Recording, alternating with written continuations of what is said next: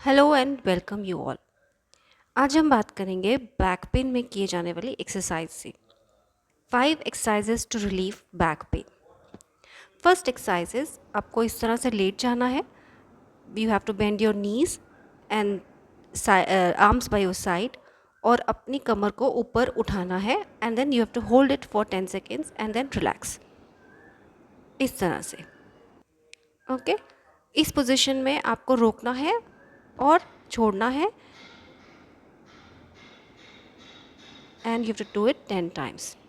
Next exercise is, ये position लेना है आपको उल्टा उल्टा लेट के, इसको कोबरा पे पोज बोलते हैं।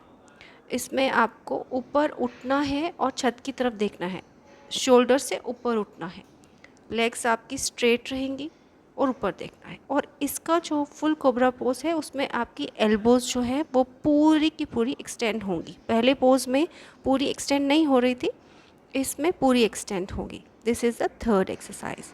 फोर्थ एक्सरसाइज इज, इसी पोजीशन में आपको क्या करना है, हेड को नीचे बेंड करना है और लेग्स को स्ट्रेट वन बाय वन करके ऊपर उठाना है without bending your knees. You have to hold it for 10 seconds and do 10 repetitions like this.